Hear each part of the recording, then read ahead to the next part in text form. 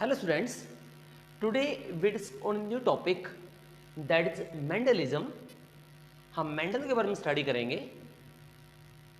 देखो फादर है जेनेटिकल से कहते हैं Gregor Johan Mendel. Johan Mendel इसे फादर ऑफ जेनेटिक कहा जाता है।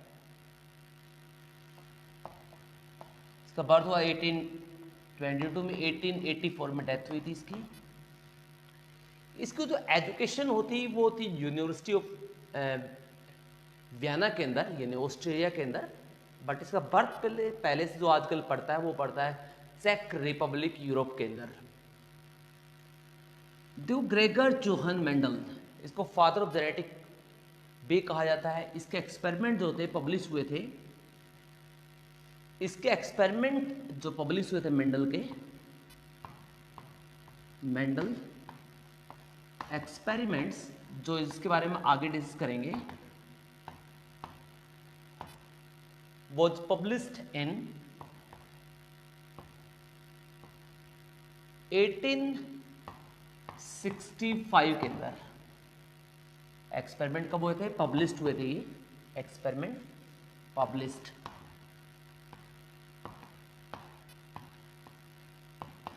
1865 में। और जो इसने अपने एक्सपेरिमेंट किए थे वो कब से किए थे? मेंडल के जो एक्सपेरिमेंट थे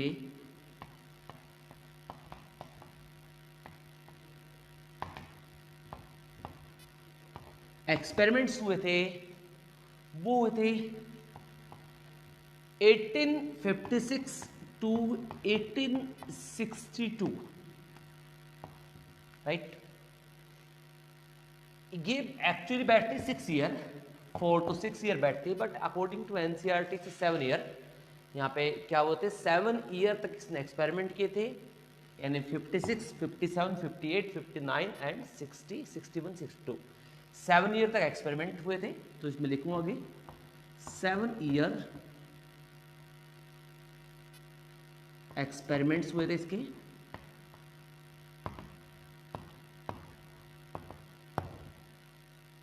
अब देखिए मेंडल के एक्सपेरिमेंट को 1865 के अंदर जब इसके एक्सपेरिमेंट पब्लिश हुए थे तो उसके एक्सपेरिमेंट को रिजेक्ट कर दिया, किसी ने एक्सेप्ट नहीं किया गया। अब ऐसा क्या था कि मेंडल के एक्सपेरिमेंट को रिजेक्ट किया गया, एक्सेप्ट क्यों नहीं किया गया? इसका रीजन क्या था? फर्स्टली इसके रिजेक्शन में कई रीजन माने जाते हैं। एक तो रीजन माना जाता है कि Mendel was a mathematician. Mendel not a biologist, it's a mathematician, एक मैथमेटिशियन था, इसी वजह से इसके एक्सपेरिमेंट को रिजेक्ट किया गया। दूसरा रीजन इसका ये माना जाता है क्योंकि इसने जो अपने एक्सपेरिमेंट को पब्लिश किया था वो एक लोकल न्यूज़पेपर था, लोकल जर्नल था, एक लोकल मैगजीन थी जिसके अंदर इसने पब्लिश किया था। क्योंकि एक लोकल मैगजीन होगी तो वो लिमिटेड पर्सन तक ही पहुंच रखेगी, बड़े एरिया तक वो नहीं जा पाती, इसकी वजह से इसके एक्सपेरिमेंट को एक्सेप्ट नहीं किया गया था। एक और रीजन था क्योंकि उस टाइम पे जो डार्विन एक्सपेरिमेंट था, तो डार्विन की थ्योरी नेचुरल सिलेक्शन वो काफ़ी ज़्यादा चली हुई थी, इसी वजह से डार्विन की थ्योरी को ज़्यादा प्रेफरेंस देगी। और एक और वर्ड मेंडल ने यहाँ पे यूज किया था, वो था फैक्टर वर्ड। अब जो फैक्टर वर्ड था, इसने फैक्टर वर्ड यूज किया, उस टाइम फैक्टर वर्ड डिस्कवर ही नहीं था, क्योंकि फैक्टर बाद में पता चला कि ये तो फैक्टर जो था जॉनसन ने फैक्टर का मतलब बताया जीन, जिसने जीन वर्ड किया था जॉनसन था। उसने क्या किया, उसने बताया कि फैक्टर मीन जीन, क्योंकि जीन जो था उस टाइम तक डिस्कवर ही नहीं था, तो फैक्टर मीनिंग समझ में नहीं आया कि फैक्टर है क्या ये। तो ये रीजन थे मेंडल के एक्सपेरिमेंट के रिजेक्ट होने में 1865 में। तो इसका लिखते हैं reason for rejection of Mendel experiment,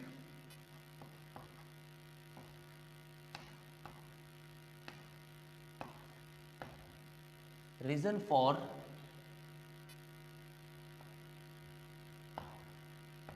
rejection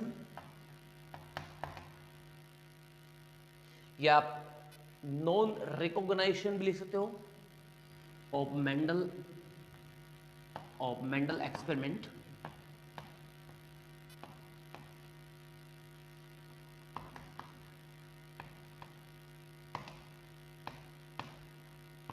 क्या रीजन इसके behind? First, Mendel was a mathematician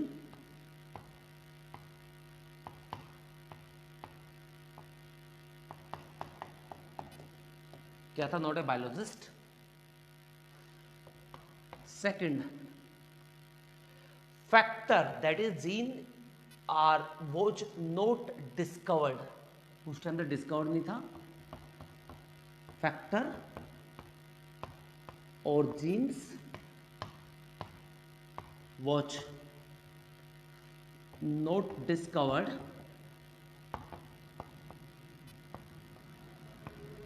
at that time, उस टाइम में डिस्कवर नहीं था, इसका रीजन ये भी आता है। थर्ड, इसका बताया जाता है कि उस टाइम डार्विन की थ्योरी की वजह से भी इसको एक्सेप्ट नहीं किया गया था। इसका रीजन एक ये भी माना जाता है। और मेंडल ने जो अपने एक्सपेरिमेंट थे वो लोकल मैगजीन में पब्लिश किए थे। Mendel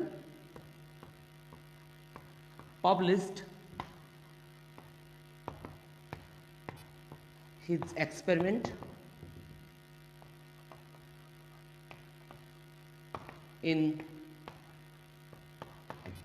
in a local newspaper, ये लोकल जर्नल के ने इसने पब्लिश किए थे।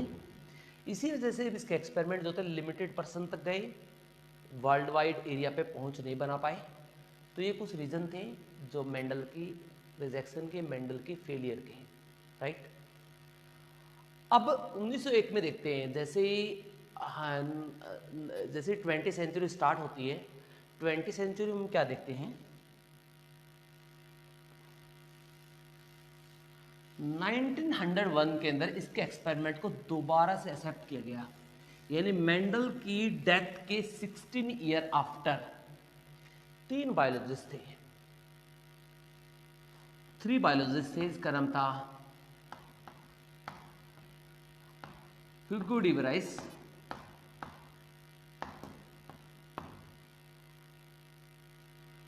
कार्ल कॉर्न,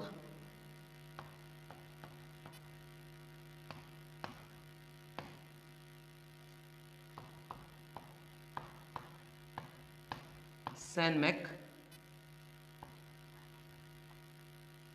ये 3 बायोलॉजिस्ट थे जिन्होंने रीडिस्कवर्ड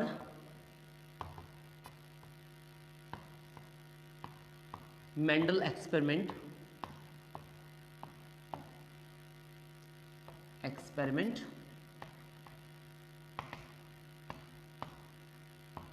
इन 1901 के अंदर, 1901 के अंदर, 1901 के अंदर क्या करने, इसको एक्सपेरिमेंट को रीडिस्कवर किया गया। और इसके एक्सपेरिमेंट की जो इसकी कैलकुलेशन थी उसको बिल्कुल सही पाया गया इन्होंने। और उसके बाद इसके एक्सपेरिमेंट को वर्ल्ड वाइड एक्सेप्ट किया गया। लेकिन ये था after 16 to 17 year after the death of Mendel. Mendel के 17 से 18 साल, यानी नियरली 17 ईयर आफ्टर मेंडल की डेथ के बाद इसको एक्सेप्ट किया गया, राइट।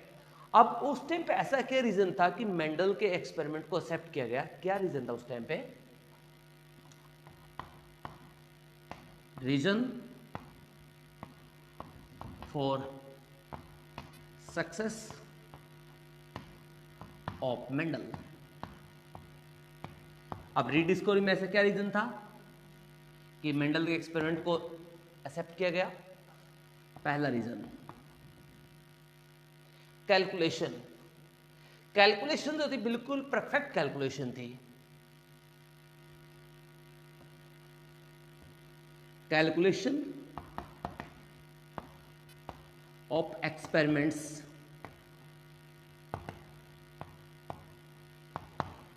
बहुत अच्छी कैलकुलेशन थी। या गुड कैलकुलेशन लिख सकते हो इसमें, गुड कैलकुलेशन एक्सपेरिमेंट्स की। दूसरा, मेंडल ने सैंपल बहुत बड़ा लिया था। सैंपल का मतलब सीड के जो नंबर थे जिसके एक्सपेरिमेंट किया था वो सैंपल काफी बड़ा था। Large sample analyse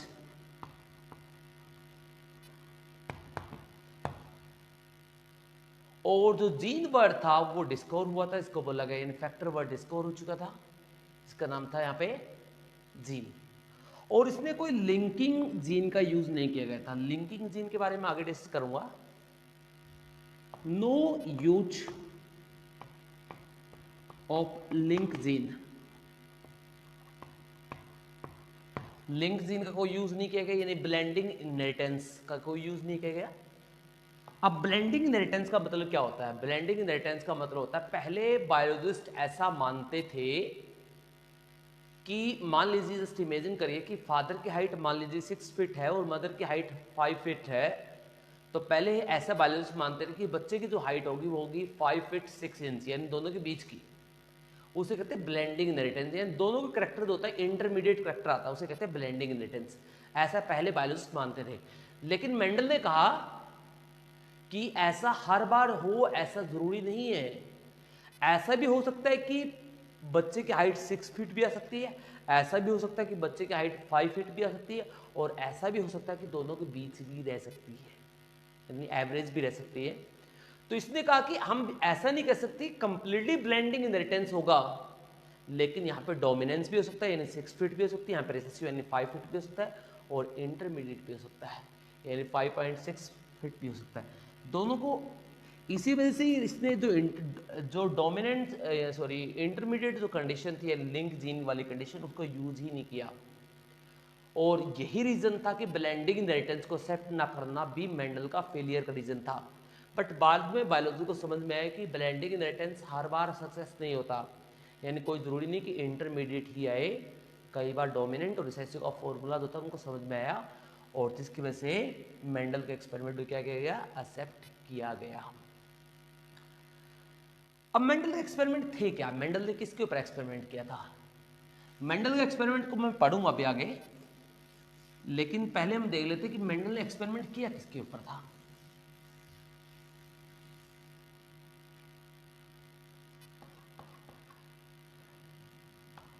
Mendel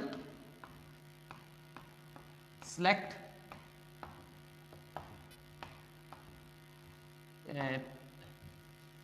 garden pea plant, garden pea को बोलते हैं पाइसम सैटिवम, ये नेम याद रखना, पाइसम सैटिवम इसका नेम होता है, ये नेम आ चुका है, Pisum sativum garden pea plant और Pisum sativum for his experiment, अपने एक्सपेरिमेंट के लिए इसको सिलेक्ट किया गया। अब क्या था इसमें इंटरेस्टिंग, इसने क्यों सिलेक्ट किया था पी प्लांट को? इसने क्या किया, एक्चुअली प्रेस्ट था एक, यानी प्रेस्ट का मतलब पादरी था एक, और इसने जो अपना बैकयार्ड था, यानी अपना जो चर्च था एक्चुअली, उस चर्च के बिल्कुल बैकयार्ड में इसने ग्रो किया, और इसने जो उसको ग्रो किया तो उसने देखा, जब उसमें एक्सपेरिमेंट को अलग तरीके से पब्लिश, इसका लेने का यानी गार्डन पी प्लांट को सिलेक्ट करने का रीज़न क्या था? इसका रीज़न काफ़ी थे, क्योंकि जो पी प्लांट होता है वो एक इजीली ग्रोएबल प्लांट होता है, यानी आसानी से ग्रो हो सकता है, क्योंकि उसके अंदर क्या होती है, नाइट्रोजन फिक्सिंग कैपेसिटी होती है उसके पास। सेकंड रीजन ये था कि उसके पास 7 कॉन्ट्रास्टिंग ट्रेट जो होते प्रेजेंट थे, यानी 7 अलग अलग तरह के ट्रेट को रिप्रेजेंट कर सकता था, इसकी वजह से इसको एक्सेप्ट किया गया। तीसरा रीजन ये था कि जो पी प्लांट होता है वो एक बाइसेक्सुअल प्लांट होता है। बाइसेक्सुअल का मतलब ये होता है कि वो सेल्फ पोलिनेशन भी कर सकता है और वो क्रॉस पोलिनेशन भी करवा सकता है, क्योंकि फ्लावर्स होते हैं उसके कंप्लीटली एक्सपोज करते हैं, बट वो बाइसेक्सुअल भी है, वो सेल्फ पोलिनेशन भी करता है और क्रॉस भी करता है, इसी वजह से उसको एक्सेप्ट किया गया था, ये कुछ रीजन थे। और फोर्थ रीजन ये था कि उसका लाइफ स्पेन काफ़ी ज़्यादा छोटा था, इसलिए एक्सपेरिमेंट करना आसान हो जाता था छोटे स्पेन। तो क्या किया, पी प्लांट सेलेक्ट, इसमें इसका सीधा डायरेक्ट लिख देता हूं, P plant has short life span, इसका लाइफ स्पेन काफी छोटा होता है, फर्स्ट रीजन आ गया। P plant is easily grow,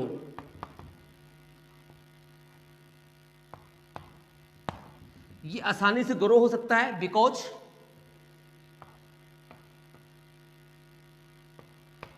it fix, क्योंकि वो फिक्स कर सकता है atmospheric nitrogen, because it fix atmospheric nitrogen, क्योंकि क्या होता है नाइट्रोजन फिक्सेशन करने की कैपेसिटी होती है, इसी वजह से क्या होगा वो इजिली ग्रो हो सकता है। Pea plant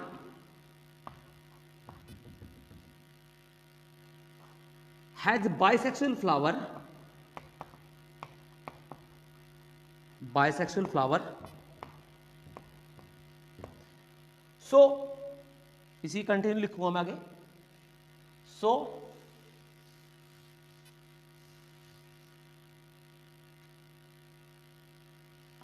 so both self pollination यानी autogamy, self pollination as well as cross pollination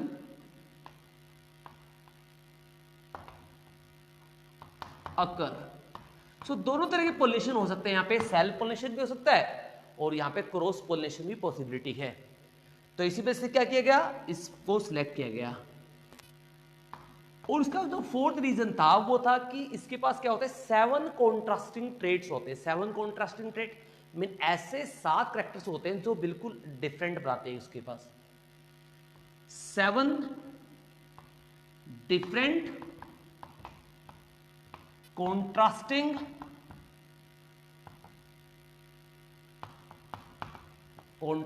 trait. Contrasting का मतलब यहां पे होता है जो डिफरेंट है। कॉन्ट्रास्टिंग ट्रेट्स, ट्रेट का मतलब होता है कैरेक्टर। 7 डिफरेंट कॉन्ट्रास्टिंग ट्रेट्स थे इसके पास जिसको उसको एक्सेप्ट किया गया। अब वो 7 डिफरेंट कॉन्ट्रास्टिंग ट्रेट थे कौन कौन से, अभी 7 कॉन्ट्रास्टिंग ट्रेट के बारे में एक टेबल बनाएंगे हम, कौन कौन से थे वो।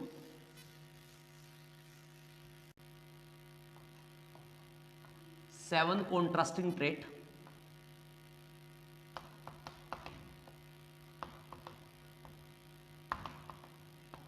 हैं कौन कौन से।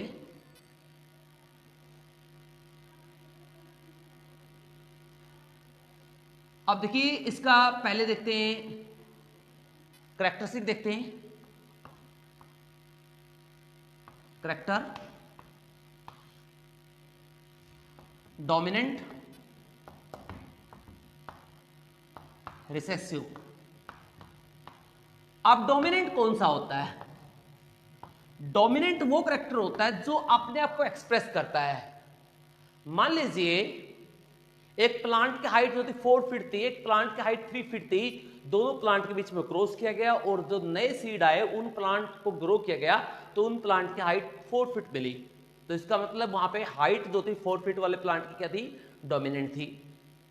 तो डोमिनेंट का मतलब होता है जो करैक्टर अपने आप को एक्सप्रेस करेगा that is known as dominant, और another character which can not express itself, जो करैक्टर अपने आप को एक्सप्रेस नहीं कर सकता उसे कहते हैं रिसेसिव। जैसे 3 फीट वाला प्लांट क्या नहीं कर सका, अपने आप को एक्सप्रेस नहीं कर सका, वो क्या हो गया, रिसेसिव हो गया। इससे सबसे पहले करैक्टर जो होता है वो होता है प्लांट हाइट।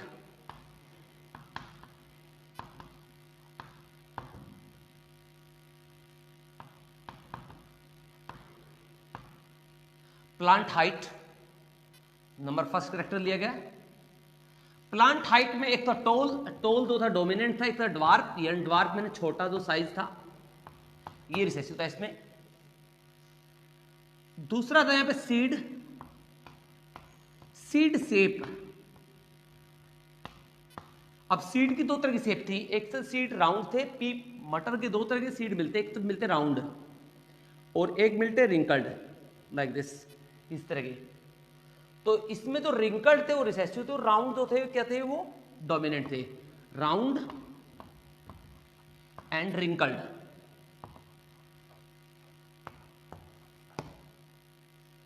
थर्ड यहां पे था सीड कलर। सीड कलर जो येलो जो कलर था, येलो कलर, सीड का जो येलो कलर होता है वो डोमिनेंट था ग्रीन के ऊपर। ग्रीन क्या था, रिसेसिव था, राइट। पोड पोजीशन, यानी पोड की जो पोजीशन, जो फली होती है मटर की उसकी पोजीशन,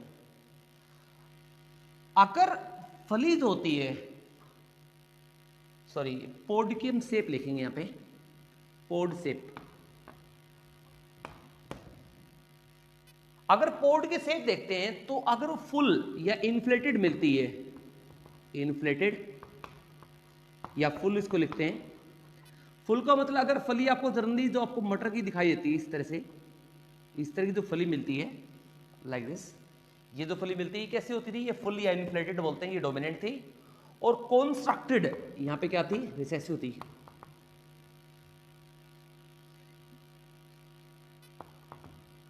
कॉन्स्ट्रक्टेड, कॉन्स्ट्रक्टेड कुछ इस तरह से थी, यानी इस तरह से फली, ये लाइक दिस, इस तरह से लाइक दिस, यानी सीधी नहीं थी, इन्फ्लेटेड की तरह इस तरह से थी। उसको वो यहां पे क्या थे, रिसेसिव थी। अब फिफ्थ यहां पे पोड कलर, यानी जो फली का जो कलर था, पोड का जो कलर था, पोड का कलर यहां पे ग्रीन जो कलर था वो डोमिनेंट था और जो येलो था वो क्या था, यहां पे रिसेसिव था।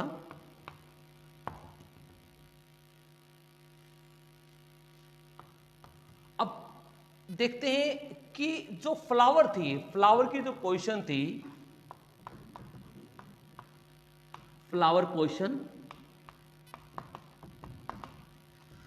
जो फ्लावर एक्सियल थे वो यहां पे डोमिनेंट थे। एक्सियल क्या होता है मैं इसके बारे में बताऊंगा। एक्सियल फ्लावर डोमिनेंट थे और जो टर्मिनल थे वो क्या थे, रिसेसिव थे यहां पे। अब टर्मिनल और एक्सियल कौन से होते हैं, देखिए अगर ये प्लांट है, इस प्लांट की अगर साइड है ब्रांचेस पे जो फ्लावर निकलते हैं, मान लीजिए यहां पे एक फ्लावर निकला हुआ है, ये यहां पे एक फ्लावर निकला हुआ है इस तरह से, ये फ्लावर क्या है, एक्सियल है। अगर फ्लावर निकले बिल्कुल टॉप के ऊपर या फिर किसी ब्रांच की, यानी ब्रांच के बिल्कुल टॉप के ऊपर निकले, यानी इस टॉप पे ऊपर निकले, तो टॉप के ऊपर क्या बोलेंगे, उस टॉप के ऊपर निकलेंगे तो उसे क्या बोलेंगे, उसे बोला जाएगा यहां पे टर्मिनल। क्या बोला जाएगा, उसे टर्मिनल बोला जाएगा। तो ये जो टर्मिनल जो थे यहां पे फ्लावर, ये यहां पे क्या होता है, रिसेसिव होता है और एक्सियल साइड में जो ग्रोथ होते हैं वो क्या होते हैं, यहां पे डोमिनेंट होते हैं। और जो लास्ट कैरेक्टर जो था इसका सेवंथ, क्योंकि 7 कैरेक्टर लिए थे, वो यहां पे था flower colour. Flower colour, flower का जो पर्पल कलर था, पर्पल डोमिनेंट था और जो यहां पे व्हाइट जो था वो क्या था, रिसेसिव था, राइट। तो ये 7 कॉन्ट्रास्टिंग ट्रेट इसने यूज किए थे यहां पे।